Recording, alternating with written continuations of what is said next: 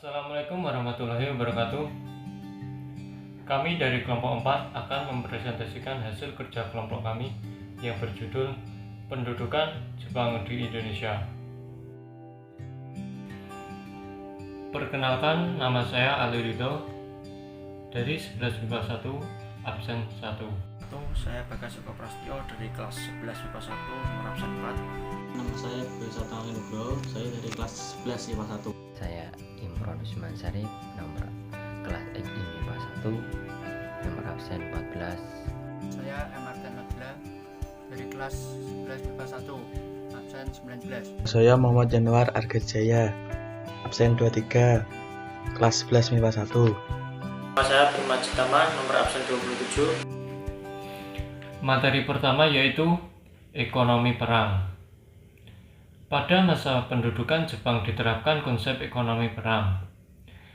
Ekonomi perang adalah segala kegiatan ekonomi yang dilakukan untuk kepentingan perang. Berikut tujuan sistem ekonomi perang yang diterapkan Jepang di Indonesia. A. Menguasai dan memperoleh sumber bahan mentah terutama minyak bumi yang diperlakukan untuk melanjutkan perang. B. Memotong garis suplai musuh yang bersumber dari Indonesia.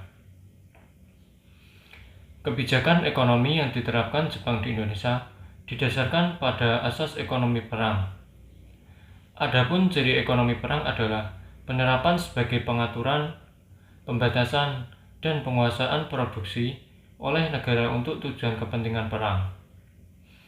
Konsep ini berarti pemerintah Jepang harus menguasai seluruh sektor ekonomi yang meliputi sektor produksi dan lalu lintas perdagangan. Dengan pola ekonomi perang yang diterapkan Jepang, setiap wilayah di Indonesia harus melaksanakan sistem autarki. Sistem autarki adalah setiap daerah harus memenuhi kebutuhannya sendiri serta harus dapat memenuhi kebutuhan perang. Jepang membagi pulau menjadi 17 autarki, Sumatera 3 autarki, dan 3 autarki di lingkungan Minseifu, wilayah yang diperintah Angkatan Laut. Akibat dari sistem ekonomi tersebut, keadaan ekonomi pada tahun 1944 semakin parah. Di beberapa tempat terjadi kekurangan sendang dan pangan. Akhirnya, hal tersebut disiasati dengan pengarahan barang dan menambah bahan pangan yang dilakukan oleh Jawa Hokokai, Nagyo Kumiai, atau Koperasi Pertanian, dan instansi-instansi pemerintah lainnya. Dan materi selanjutnya akan dilanjutkan teman saya. Pengendalian di bidang pendidikan dan kebudayaan. Pendidikan pada masa pendudukan Jepang mengalami kemunduran bila dibandingkan masa sebelumnya. Pada masa kolonial Belanda ada 199 cabang taman siswa di seluruh Indonesia. Pada tahun 1944, jumlah cabang taman siswa menurun hanya tinggal 59 di seluruh Indonesia. Mundurnya pendidikan pada masa Jepang disebabkan berkurangnya guru direkrut untuk dijadikan tenaga administrasi di kantor-kantor pemerintahan. Adapun kebijakan Jepang di Indonesia dalam bidang pendidikan didasarkan pada prinsip utama sebagai berikut. A. Menata kembali pendidikan berdasarkan keseragaman dan persamaan untuk semua kelompok etnik dan kelas sosial. B. Menghapus secara sistematis pengaruh Belanda dari sekolah-sekolah dan menjadikan unsur Indonesia sebagai landasan utama. C. Menjadikan semua lembaga pendidikan sebagai alat untuk memasukkan doktrin kemakmuran Asia Timur Raya di bawah pemimpinan Jepang. Adapun terhadap pendidikan Islam, Jepang menerapkan beberapa kebijakan sebagai berikut. 1. Mengubah kantor For Islamic Center Zaken pada masa kolonial Belanda yang dipimpin kaum orientalis menjadi Sumubu yang dipimpin oleh tokoh Islam, yaitu Kiai Haji Hasyim Asy'ari. 2. Pondok pesantren sering mendapat kunjungan dan bantuan dari pemerintah Jepang. 3. Mengizinkan pembentukan barisan Hizbullah yang mengajarkan latihan dasar semi kemiliteran bagi pemuda Islam di bawah pimpinan Kiai Haji Zainuddin Arifin. 4. Mengizinkan ulama dan pemimpin nasionalis membentuk barisan pembela tanah air atau PETA.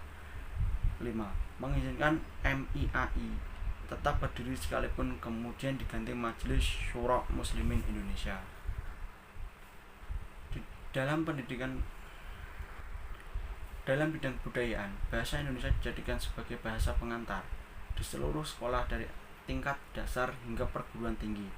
Pada awalnya, penggunaan bahasa Indonesia sebagai bahasa pengantar di sekolah mengalami kendala. Kendala tersebut karena sebagian besar guru telah terbiasa menggunakan bahasa Belanda. Namun, dalam perkembangannya, dalam waktu yang singkat dan kondisi tersebut berubah, guru-guru yang terdidik dalam sistem Belanda dengan cepat menyesuaikan diri. Peraturan mengenai Romusa dikeluarkan oleh Naemubu, Departemen Urusan Umum. Naemubu menetapkan bahwa Romusa harus berusia 16-45 tahun dan membentuk Badan Rekrutmen Romusa. Badan tersebut memiliki cabang-cabang hingga di desa-desa. Setiap kepala desa harus mengeluarkan tenaga kerja sesuai daftar yang telah dibuat Jepang. Peraturan yang dibuat Badan Rekrutmen Romusa cukup baik dan tidak memberatkan Romusa. Namun, pelaksanaan di lapangan ternyata berbeda.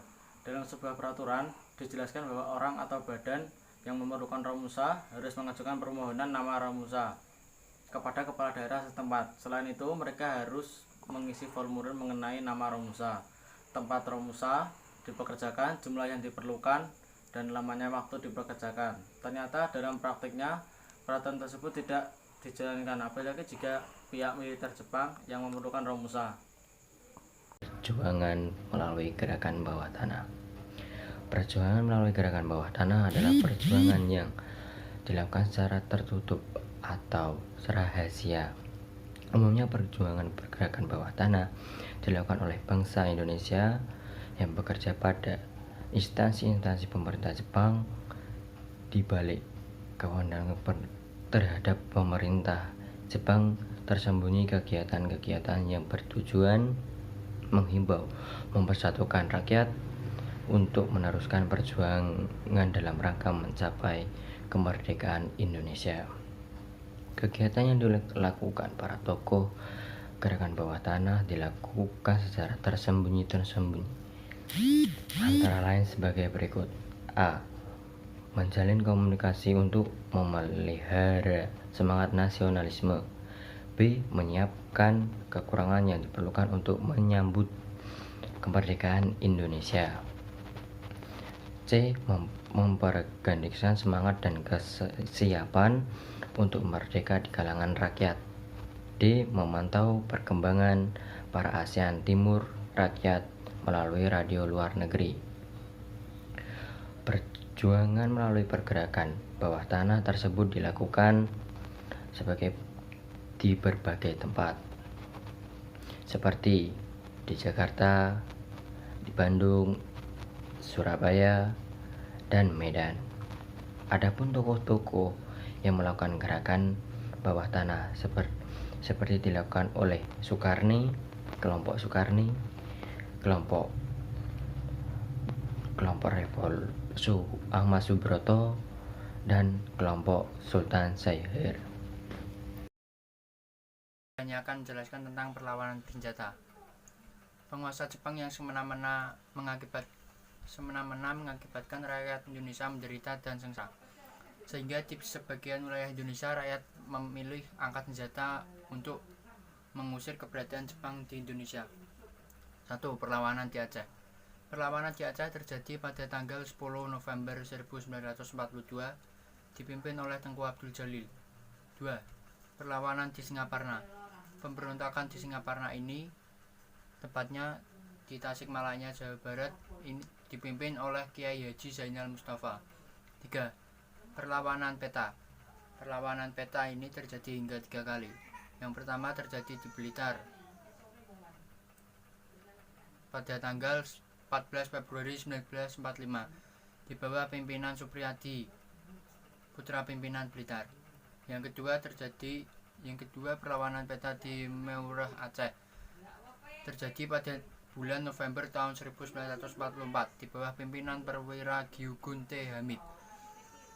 Dan yang ketiga, perlawanan peta di Gumilir, Cilacap yang terjadi pada bulan April tahun 1945. 4. Perlawanan rakyat Indramayu. Perlawanan ini terjadi pada bulan April 1944 yang disebabkan oleh adanya kewajiban menyetorkan sebagian hasil padi dan pelaksanaan kerja paksa atau Romusa yang telah mengakibatkan penderitaan rakyat yang berkepanjangan. 5. Perlawanan rakyat Kalimantan. Dan yang terakhir, perlawanan rakyat Papua. Perlawanan rakyat Papua ini terjadi di beberapa daerah, yaitu di Biak pada tahun 1944, di Pulau Yapen Selatan, dan di Pulau Tanah Besar Dataran Irian, Papua. Pendudukan Jepang di Indonesia. Dampak pendudukan Jepang di Indonesia dapat dibagi menjadi dua, yaitu dampak negatif dan dampak positif. Dampak negatifnya adalah Jepang mengeruk kekayaan alam di daerah yang didudukinya. Adanya perampasan kekayaan pribadi dengan dalih untuk membiayai perang telah menimbulkan banyak kemiskinan. Dengan perampasan tersebut menyebabkan banyak di antara penduduk yang menggunakan pakaian dari goni karena tidak mampu membeli pakaian. Dampak positifnya adalah Jepang banyak mendirikan organisasi militer dan semi-militer untuk memenangkan Perang Asia Timur Raya. Dalam bidang penggunaan bahasa, pemerintah pendudukan Jepang melarang penggunaan bahasa Belanda dan kegiatan resmi pemerintahan. Dengan pelarangan tersebut, memberi kesempatan bagi bangsa Indonesia untuk berkembang. Bahasa Indonesia dapat dipakai sebagai bahasa resmi pemerintahan dan kegiatan belajar di sekolah. Bahkan pemerintah pendudukan Jepang pada tanggal 20 Oktober 1943 membentuk Komisi Bahasa Indonesia. Pembentukan BPUPKI. Memasuki tahun 1945, posisi Jepang dalam menghadapi sekutu semakin tidak menguntungkan. Tanda-tanda bahwa Jepang akan kalah perang sudah mulai terlihat. Pendaratan sekutu di Irian pada bulan April 1944 dan jatuhnya Pulau Saipan pada bulan Juli 1944 telah mengancam kedudukan Jepang di Indonesia. Pada tanggal 28 Mei 1945, BPUPKI diresmikan di Gedung Chow Sang-in di Jalan Jambon, Jakarta. Ada dua pejabat yang ikut meresmikan, yaitu Jenderal Itagaki atau Panglima Tentara ke-7 yang berada di Singapura, dan Letnan Jenderal Nagano, Panglima Tentara ke-16 yang baru. Selanjutnya pembentukan BPKI. Setelah BPUPKI berhasil menyusun rancangan Undang-Undang Dasar, BPUPKI dianggap telah selesai melaksanakan tugasnya. Kemudian pada tanggal 7 Agustus 1945, BPUPKI dibubarkan oleh pemerintah Jepang. Sebagai gantinya, pemerintah Jepang Jenderal Tahuchi menyetujui dibentuknya BPKI atau Dokuritsu Junbi Inkai. Tugas BPKI adalah melanjutkan hasil kerja BPUPKI dan menyiapkan pemindahan kekuasaan dari pihak Jepang kepada bangsa Indonesia. Demikian presentasi dari kelompok kami. Saya ucapkan terima kasih. Wassalamualaikum warahmatullahi wabarakatuh.